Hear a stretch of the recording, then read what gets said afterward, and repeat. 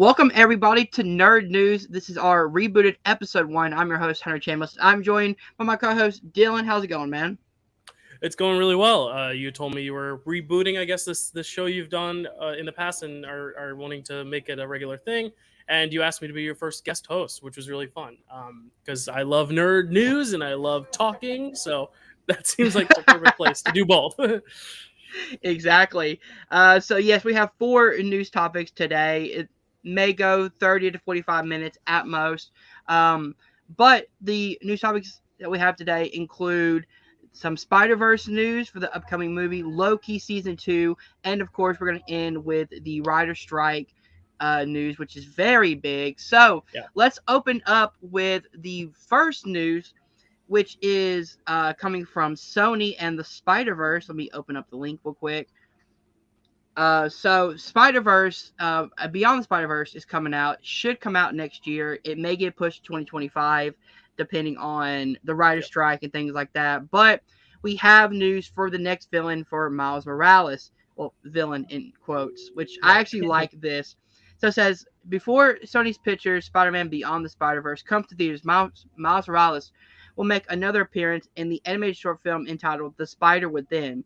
And thanks to a new release from Sony, fans now know that Miles Morales' next villain/enemy in the short will actually be a surprising one: anxiety. The outlet shares a new synopsis for the short film, confirming that Miles will have to deal with responsibilities as a student, friend, and city savior, all piling on top of each other, leading to Miles having a full-blown panic attack. And this is the actual quote. In the short film, Miles has to fight a silent but deadly enemy that many people across the world and across the Spider-Verse have to deal with as well: anxiety. In the story, the teenager starts getting anxious when his responsibilities as a student, friend, and city savior starts to pile up. The pressure ends up with Miles having a panic attack, which in turn forces him to have to confront manifestations of his anxiety. That sounds very fucking interesting. Dylan, thoughts on Miles Morales having to deal with anxiety? Yeah, I mean, we've seen shades of it in the first 2 films, and I like how it's kind of, you said it's a short film that they're going to do before Beyond, and, you know, I like the idea of a villain not necessarily being a entity of a, you know, person with a mask or, you know, this villainous figure, but like an actual concept, and I like that idea. I think, you know, part of the best stuff about these Spider-Verse movies have been the moments where he is Miles and not Spider-Man, where he is dealing with the parental stuff or dealing with his relationship stuff or just dealing with being a kid in high school, because I think that's a lot of charm of the Spider-Man character, Peter Parker as well.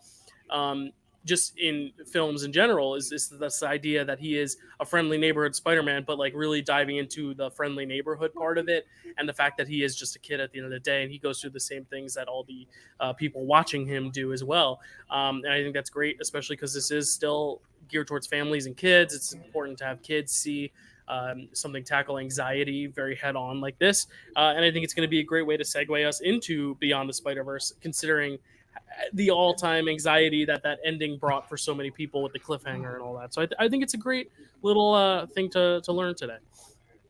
Yeah, I definitely agree. As someone who, you know, is currently dealing with anxiety, it's good to see that like mental illness is starting to become more socially acceptable to talk about in the mainstream media, especially when you know it comes like movies and TV shows where like you can see somebody on screen and you can connect to them on a surface level, but if you realize that someone has the same, you know, illness or the same problems as you really connect to them more. And as you said, that's the great thing about, you know, the Spider-Verse movies, is that it's not just, you know, dealing with being Spider-Man, but it's dealing with being Miles, with being, you know, a kid who's in school, dealing with parents, dealing with the responsibilities of the city, and on top of that, dealing with, you know, the Spider-Verse and all these, you know, connected universes, and how putting all that on a teenager could lead to more mental problems down the line. Yeah, for sure. All right, so let's move on to our next topic, which is the Deadpool 3 director shares a new photo of Ryan Reynolds and Hugh Jackman amidst filming delays.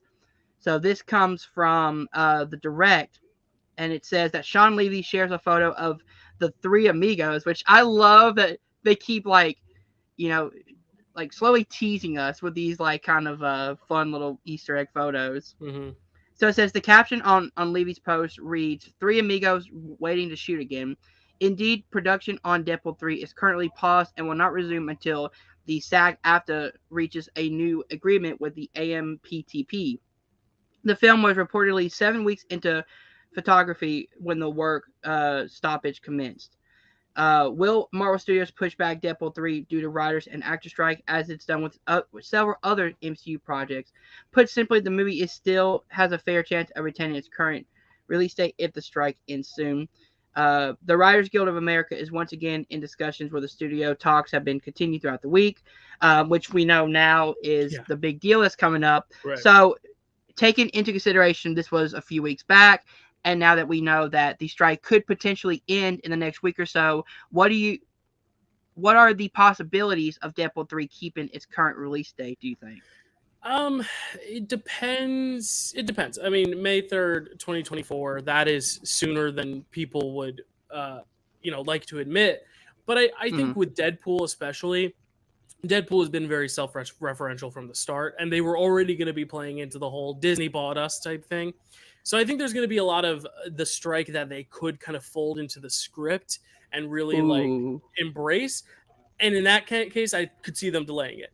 But if they're going to go back to just like, oh, this is the script we had, very minor tweaks, let's just get the show on the road, then I think it could meet its release date. I don't see why it wouldn't want to push, just because it gives you so much more time to just really flesh it out. You don't want a rushed product, especially because this is going to be kind of that bridge from X-Men Sony or X-Men Fox to X-Men Disney. And kind of, you don't want to rush that, because if you fail, if you get a rush product, then you could blunder this whole X-Men thing. And I know people, myself included, have already been skeptical on the reintroduction of Hugh Jackman in and of itself, because Logan was such a good piece of closure that it's like, we're just kind of bringing the character back. So you really have to make it worthwhile. You know what I mean? I love Hugh Jackman, I love the character, but it's like, I almost feel like I don't need to see it again because it was such a fitting end. It would be like if they brought back Robert Downey Jr.'s Iron Man after Endgame. It's like, how do you go past what seemed like such a perfect final chapter?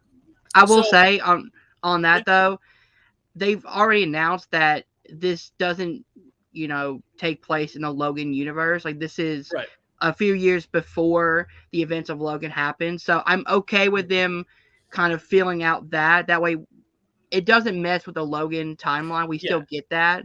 Yeah, it's not as much messing with the timeline as much as it is like that felt like a good final piece for the audience and that character, not necessarily chronologically, but just in terms of just our own peace of mind about that character. But I will say, I think pushing it would probably be the best bet, because now that the strike is seemingly over, there is still, like the article, like you just said, an actor strike going on. So that doesn't end. So yes, the writers can now start to rewrite the script if they want to, but you still got to wait on the actors to actually film it. So I don't think it's going to meet its release date. I hope it doesn't, if it means that it's going to be a less rushed product. We've seen visual effects department especially be rushed in the past few Marvel projects, and it showed. It hasn't been great visually in a lot of them, Guardians 3 being the exception. So I really think pushing it would be a smart move, both business-wise and artistic-wise. And, it gives it more time to even brew more, hype, which I think is also good from a marketing standpoint. So, yeah, that's my thought on it. Yeah, I definitely agree on that. I feel like if you need to push it back, especially when it comes to because the writer's strike was happening, it really cuts into what you can do ad-lib wise. And Ryan Reynolds is really good thinking off his feet and really, working on the set to really make lines that weren't originally on the page, but they work so well on the screen. I think if you push it back, you get a lot more of those natural moments between Hugh Jackman and Ryan Reynolds, which their chemistry already as friends is amazing. So imagine them going back and forth with lines that are not in the script. You can get a lot of great moments. Right. The writer's strike is prevented the ad-libbing, because that is technically an alteration of the script. So now they're going to have that luxury being able to ad-lib, but again, you can't get those actors on set. And we'll talk when we talk about the writer's strike. I think the SAG strike is going to come to an end very soon as well because of the writer's strike. But yeah, I think what you brought up with the pictures though, and like seeing like the behind the scenes stuff, I think honestly utilizing this time to post pictures like this one that just got posted is honestly a good marketing ploy as well, because you're not marketing the movie, but you're marketing the friendship and the actors and just showing that, hey, this is them in their everyday lives. I think that is kind of adjacently marketing the movie as well, which could get a little sketchy in terms of like what they're allowed to market versus not allowed to market, but they haven't used Deadpool in the actual marketing, so like it's all fair game. And I think the more time, the more kind of fun little humorous gags we get like this. So it's a win-lose. You win some things, you lose some things with the strike, but I do think what they've won is time to just kind of build hype and give themselves time to think about what their next move is, which is good. Yeah, so since this is, the first episode of Nerd News, we didn't get to talk about the potential surprises, cameos that could be in Deadpool 3. I've heard from, casting a new Wolverine, which I could definitely see them using this movie to give us a new casting of Wolverine, whether it's Daniel Radcliffe, which would be amazing, or what's the other one? There's a lot of names for Wolverine. I've heard John Boyega at one point. John Boyega. Great choice, yeah. Yeah. Just like using this movie to like bounce off your new X-Men characters would be a good way to do that. But also I've heard like Elektra, Jennifer Gardner's Elektra, maybe Ben Affleck's Daredevil could make an appearance. So this is pretty much Deadpool kills the Fox universe. Shout out to Koi Jandru for that one. And I'm super excited if that's the way they go. For sure.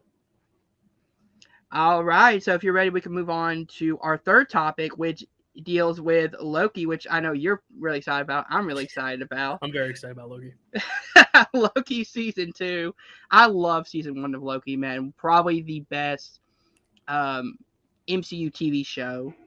It's definitely up there for me. Like it toys between that and WandaVision. I think WandaVision for the kind of feeling of watching it, like, oh, we got another episode this week, and it was in the middle of the pandemic. So, but I think Loki, just in terms of everything across the board, visuals, storytelling, written storytelling, acting, everything, I think it works really, really well. I think it's one of the best. Yeah, I think Loki is the best for me because I think WandaVision at the end kind of fell apart. I think Loki kept getting better to where I wanted to keep watching episodes. I agree. All right, so this is from Collider, and it says, the second season of Loki will take the titular character back to the Time Variant Authority, the organization formerly responsible for keeping the entire MCU within a single timeline. Before that changed at the end of the first season, Tom Hiddleston returns as the God of Mischief in an adventure that will extend upon the limits of what the TVA agents could do in order to keep the multiverse from branching out. Some familiar faces will be coming back for new episodes, ensuring Loki completes his new purpose. In a new featurette released by Marvel Studios, Kevin Feige can be seen discussing the legacy Loki has created during the decade he's been part of the franchise. Man, it's been 10 years. 11 years now, technically. That's wild. Yeah, I mean, he's been such a prominent figure, and he wasn't like a small character that became a bigger character like some franchises have. Like he was the main antagonist, I would say, of Thor, even though he wasn't the main villain. Definitely an adversary to him, and then to see him be the main villain of the Avengers, like he's come a long way in terms of character arc, but he's always been like this really big figure in the MCU. I mean, he still is. Yeah, definitely, which is really cool to see. But the synopsis says, the new life Loki found for himself when he was taken to the TVA while the Avengers were busy on a time travel mission allowed him to meet Morbius as they track down Sylvie. That's pretty much the first season. But then at the end, what was it? Ant-Man and the Wasp: Quantumania, you saw a teaser for what season 2 could bring, which is another variant of Kang the Conqueror, which I'm very excited to see. It's almost like he's like a Tesla type character, like discovering electricity, which is very interesting to me. Thoughts on all of this, of Loki season 1, season 2 coming out very soon? Yeah, I mean, I'm very interested to see what it does for the MCU, because even since Loki season 1, I feel like just the multiversal stuff has just been nonstop, to where it's a little exhausting, to where I hope this kind of almost puts an end to this chapter of the multiverse. I know we're getting Secret Wars, or is it Secret Wars? Yeah, Secret Wars and Secret Kang Wars, Dynasty. yes. Like, I know it's going to open up more for the multiverse, but I hope at least like the blanket origin of the multiverse is kind of settled, because I still think we have questions and all these concepts and theories that we still need like sorted out, and that Multiverse of Madness and No Way Home didn't necessarily clarify fully, because everything is now involving the multiverse. That's why, again, Guardians 3 was such a breath of fresh air. But I do think, this is going to be a very interesting way to conclude, especially because we haven't gotten a second season of any of these shows. These shows are all mini series, so they're almost like mini movies, whereas this one kind of took a break and we're still waiting on the second half, to where I think that's an interesting storytelling device to give us a second season, enough removed from the first season to where we've had time to think about it and see other projects in between. Whereas the other series kind of concluded, we got the beginning, middle, and end. Whereas Loki, we got the beginning and the middle, and we haven't gotten the end yet. So like, I think there's kind of a cliffhanger element to it too that I'm excited for. As for Kang, all the Jonathan Majors stuff aside, I think it's going to be interesting to see how they incorporate the character into the MCU now, and how far they go. Maybe they have taken the time to rethink some of the Kang stuff because of the real life news, or maybe they're not going to care about it. I don't know what the right decision I thought is. they already said that since he was found non-guilty, that they were just going to continue the Kang. Yeah, but I mean, know what you're saying. A guilty versus non-guilty verdict. Still, I mean, you could still be a horrible person on set as well, regardless of whether or not you're in prison for it. So I don't know how it's going to go with that, but I also think the addition of Ke Huy Quan is going to be very fun. Yeah, he won an love Oscar seeing for him a in the trailer. multiversal movie. Yeah, now we've only gotten like one shot of him in a trailer, but I think it's really exciting. I think Secret Invasion, at least personally speaking, was not my favorite show. I didn't really enjoy it too much. So like having now another it was way show, too slow for me. Yeah, having a show that we can finally like get back into the groove, I think, is going to be really nice. But yeah, it's a big question mark, but I'm very excited regardless.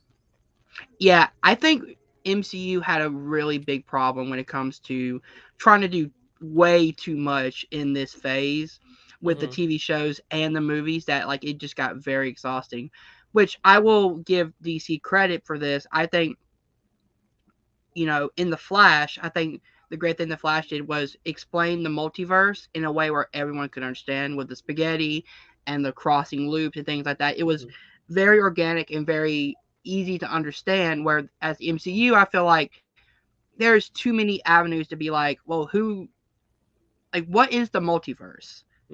Like, you haven't told us that in particular. Like yes, we know the trees and things like that, but like, give us a clear message of what the multiverse is. That way, when we go into it, we understand what it is. Oh, go ahead. No, I was just gonna say I'm not a big fan of the Flash, but I do agree in that respect. That storytelling device of like the spaghetti, like it's very cliche, but like that explained it very well. And I think the problem with that is that at the end, then like, and I know movies shouldn't be about the cameos, but the cameos for me didn't really do anything. You could have done without them, and it would have been the same movie. And like, it almost felt like it was just there to have everyone going, "Oh, look, I recognize that person." And I think that's the one thing the MCU has done a little bit more successfully, is like, exploring Sylvie's character in Loki, exploring America Gomez or America Chavez's character in Multiverse of Madness through the multiverse has been successful. Yeah. So I think if you kind of marry the two of the like actual mechanics of the Flash and the spaghetti theory with like the characterizations that we've been getting in Marvel, I think it can make a nice cohesive bond. So I'm hoping that's what we get with Loki. Regardless, I know it's going to be trippy and fun to watch visually. Like, it's one of those shows you can mute it and still get a great time out of, and I love those kind of shows. So I'm excited nonetheless, and I hope they do kind of iron out the multiverse, because it's just been a lot. But I am very excited. Yeah, so I actually had a running theory for a long time about how Deadpool 3 could connect to Loki, and cool. I don't think they were going to do that. But my theory was that at the end of the post-credit scene of Deadpool 2, he's using the time belt to jump and like killing Ryan Reynolds before he goes to Green Lantern and things like that. That could fuck up the timeline, bring in Owen Wilson as Morbius, and he's tracking down Loki for fucking with the timeline. Yeah.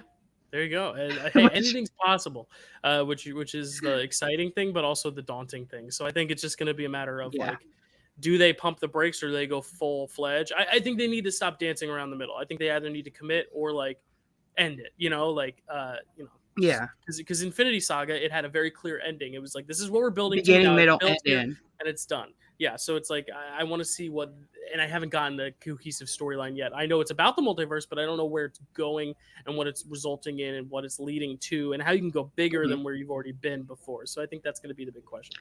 I think Kang could be bigger than Thanos if you look at what Secret Wars itself is, like in a comic perspective, because in the comics, like Kang is like, I think he's like the son of Reed Richards from the future, so you can tie that directly into Fantastic Four coming out, and then lead that to Doctor Doom for Secret Wars, which is in Secret Wars, it's like Battle World is run by Doctor Doom. So if you use that, you can introduce Kang as the main villain, the Fantastic Four, and Doctor Doom in one fell swoop.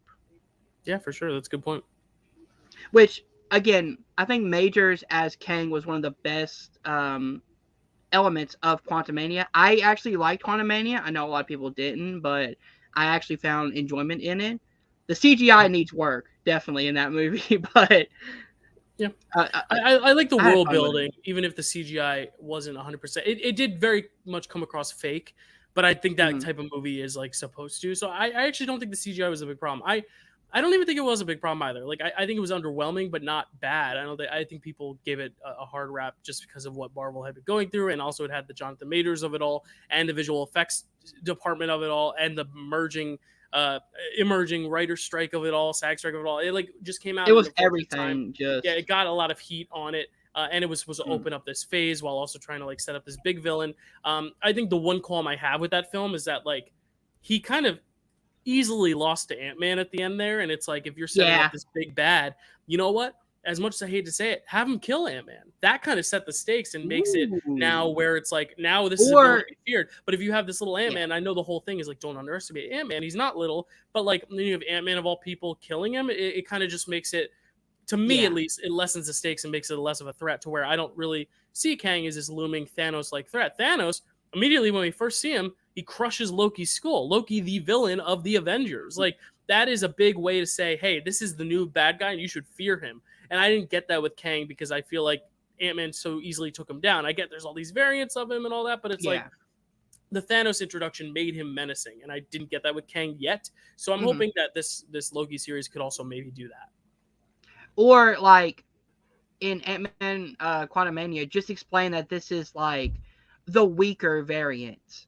Like this was someone who like went off on his own to try to become powerful and died as a result of like, you know, being weaker than the other variants. And then you have variants of stronger variant, you know, going which forward. Is probably that what way they're it's like, going with. Yeah. Yeah, they're probably going along that route of like, oh, this is a weaker variant, but the movie didn't show us that until maybe the post-credit scene, you know? So, yeah, I like where you're thinking, Hunter, Yeah. All right, so our last big main topic is, of course, the writer strike. The WGA reaches a tentative deal with the AMPTP after a 5-month strike. Man, it feels so long, doesn't it? I know, it feels the strike's been going on forever. And this is technically the longest strike I think they've had for this Wow. guild, maybe. I think it is one of the longer strikes. I think also because of the magnitude of having the actors striking with them has helped magnify it and made it feel even longer. That's not necessarily a bad thing, because ultimately it led to good things, hopefully.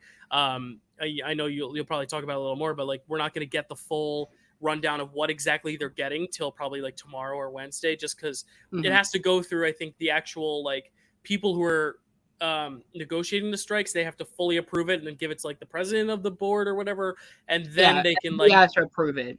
Yeah, like it has to go through a few stages of approval, but this has been what the committee has agreed is a substantial deal. So it still could get voted down, but the likelihood of that is very, very rare. Because if the actual if that committee, happens, then we're if pretty that much happens, restarting. we're back at restarting. Yeah, so it's like the committee has to approve it, but like I think they will. And if it does get approved, then I also think the actors will follow suit very soon, or at least the studios will follow suit very soon, and then the actors. But it's still not 100% sold, but like it's coming to an end, hopefully. So this comes from Collider. It says the 5-month standoff between the Writers Guild of America and the Alliance of Motion Picture and Television Producers has come to an end following successful bargaining after a big-name meeting between the WGA's chief negotiating team, the head of the AMPTP, and a major studio head, as previously covered by Deadline. A meeting took place on Wednesday between the WGA and the AMPTP. In a joint statement, both parties confirmed that they had engaged in bargaining that day and planned to reconvene for further discussions on Thursday. The meeting held on Wednesday allegedly featured notable executives, including Netflix CEO Ted Sarandos, Disney CEO Bob Iger, Warner Brothers and Discovery CEO David Zaslav, and Universal Chief Content Officer Donna Lange. They were joined by the WGA's chief negotiator and the president of the AMPTP. So, as we were saying, we're not going to hear the full details till probably next week because it does take a while for them to go in and get the stuff approved. But if it does get approved, then that means that writers can go back, but the actors are still on strike unless they decide to go along with this current deal. Right. And I think it's one of those things also where now that they've come to an agreement, the picketing has stopped, at least for writers. So like they are no longer like standing outside protesting, but they are still technically on strike until the contracts are signed. So like this is like the gray area between agreement was made and contracts are signed. This is the middle ground of like waiting now for that to happen. Whereas the SAG is still full blown strike. They haven't had a sit down yet like the writers have, but I do think, like I said, I think we'll know as soon as maybe tomorrow or Wednesday. I think it'll be a little sooner, but like as soon as that happens, because I mean it doesn't take too long for a few people to sit down and say yay or nay, and then sign it all. Yeah. I mean, it is just a piece of paper, but I also think we could see the actors get an agreement by Friday. Like I really think it could be that fast. I think it's one of those things where now that the writers are all ready and raring and ready to go back into work, assuming this deal is worth it, then like the actors are gonna have to follow suit if the studios want their work done. Like we were talking about with Deadpool, people can get back. Like Ryan Reynolds can start writing as much as he wants, but he cannot get in front of a camera. So I think there's like that whole added element of the studios now. I think the studios are gonna want it to get done sooner, so they're gonna be like, you know what, it worked. We need our stuff in production. We can't be at a stalemate any longer because it's just going to be a detriment to them. And I like how the actors and writers didn't, fold. I like how they stood their ground and stayed, and it ultimately led to something good. Hopefully we'll get a lot of addressing on what the actual parameters of the contract are in terms of AI and residuals is a big thing. I mean, the fact that actors and streaming was also a big thing as well. Yeah, streaming residuals, like the fact that people can watch Loki on Disney Plus 30 million times. Like if you watch every episode of Loki every day, those actors should get paid for it, without a doubt. Yeah, a blanket paycheck. And the thing is, I don't fault the fact that there hasn't been anything in place, because the last time this kind of negotiation thing was written up was like 2004 or 5 or something, before streaming was even a thing. But now with the changing of the times, you need to adjust your contracts. And that's what the whole point of this has been. It's not necessarily saying that there was anything maniacal or menacing going on below the surface. It was just that you need to update your contracts because now they're outdated. And whenever a trend becomes outdated, you have to adjust. And I think that's what we're going to see, hopefully, very soon. I hope by the time you're doing the show next week or whenever you do it next, I hope there is a SAG deal also. I really do think we're nearing the end of it. And then the big question comes, do things that have been delayed get pushed back up? Like, or is Dune going to be moved back up to November? Or are we going to see other things delayed? What announcements are going to come up because of this in terms of projects and castings and all that? Like, there's probably things that people who are ready to give the casting call, hey, you are Reed Richards, but cannot do so until there's an agreement. So I think we're going to get a lot of interesting news because of this as well. This is kind of just breaking the dam open. I'm going to be so busy. I know, right? In a good way, but it's going to be good. Yeah, because we're going to know that these projects are happening and people are getting paid for them justly, rightfully, justly. Which is going to be the silver lining. It's like, oh, great, give us all these projects because we know they're going to be making good money for it. So, Mm-hmm. And that's the thing. It's like, I know a lot of people, and I wholeheartedly disagree with this. Where it's like, why do writers have to be, paid fairly? The writing's been shit the past decade. I'm like, you do realize that if you do a job, you should get paid for it, right? Yeah, Like, and chances are, no if they're matter getting what paid job better you're in. money, and if they're getting paid better money, they might write better too. Like the bad writing could be a Exactly. result of, ugh, I'm not paid enough for this shit. I'm gonna hone it in. Like that could be what it is. I mean, But sometimes they're gonna also, give a bad like, script. So what? It happens. yeah. But it's also like they're not getting paid enough. The work conditions are shit. They're not getting any breaks. They have to work on their, lunch breaks and shit like that. It's constant for writers where they're constantly rewriting shit and they Especially get no television. breaks. Yeah, when you're like in the middle of an episode and it's like, hey, can we change that one line? Rewrites are honestly more taxing than the initial script. Tarantino Mm-hmm. can sit down at his home and write a movie in like 3 months and it's great, but like it's not till you're on the set switching things and adjusting things last minute the night before, sending Especially the last sides out to the minute. actors. Yeah, it's the last minute stuff that's the hard work, the hardest work, I'd say. Mm-hmm. Yeah. Yeah, without a doubt. So, like, The Last of Us season 2 has a new cast for Abby for the second season based on the second game. They can't announce it till the writer's strike is over. Right. And I So, know there's like speculation. Everyone's like, it's Florence Pugh or this. Like, honestly, it could be true, all the speculation, but they mhm, legitimately cannot even talk about their castings while the SAG strike is going on. So, anyone who says, I know who this is or who this is, I'll be completely honest. There were probably ideas of who they wanted, but mhm, where all these castings, Fantastic Four as well, could be completely different from the rumors and speculation because they have not legitimately even been able to make a call until the deal's mhm. settled. So people are saying Matt Smith could be your Reed Richards. Literally, they could call Matt Smith if Friday That's a ends the SAG. great casting. If the SAG thing ends on Friday and they call him Saturday, there's a chance someone called him Friday night and booked him for something else. So I all these Mhm. rumors, I love them, but I'm like, you have to take it with a grain of salt because literally this has halted everything. So like Yeah. I'm excited to see what news comes out of it, but I don't necessarily know if it's going to be news people are predicting. But I think that's what makes it exciting. You know, it's kind of like this new wave and era of movie making and TV making and all the ins and outs Mhm. in between. So, And that's the thing. It's like the studios were so like stupid in this whole situation because it's like they've lost so much millions of dollars for like 1% of their network, mm-hmm. as a whole. Like if Netflix and all these studios put in 1% of their, total profits, their billions of dollars to pay the writers better, we wouldn't have this situation to begin with. Right. And then doubling down and threatening to replace them with AI and like Yeah, all the you're all the not stuff that helping. Iger said about the employees and they're delusional. Oh, Like that was so doubling down on it stupid. is even worse because now you might have actors or writers who get what they want, but then decide, but I still want to work for A24 because A24 is doing me better than Disney. That could Hmm. happen too, and it's all fair game. I wouldn't be surprised if Which, like yeah, we've already speaking heard of with Christopher Nolan wanting to switch from Warner Brothers last year, and now brothers, Oppenheimer's produced by Universal. Things happen like that, where if a studio fucks one person it over, they're is. totally willing to jump ship.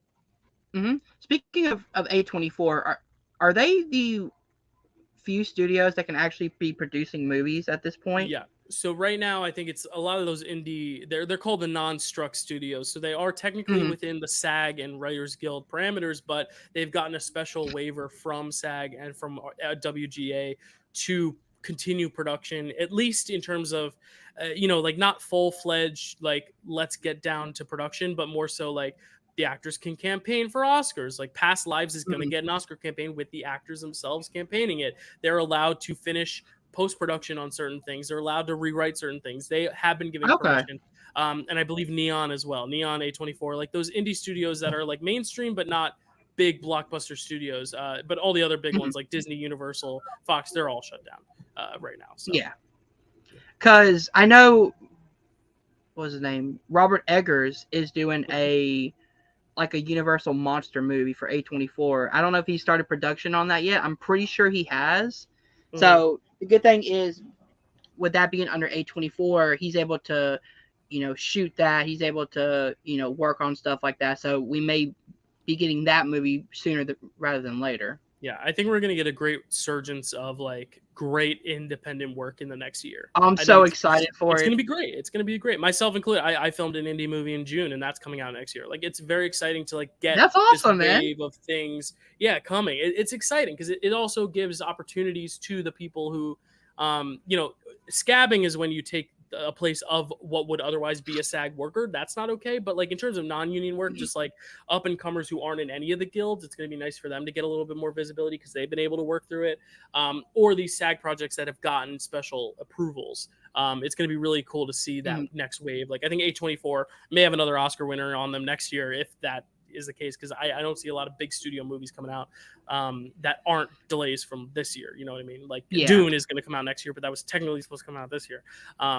Yeah, next year is going to be.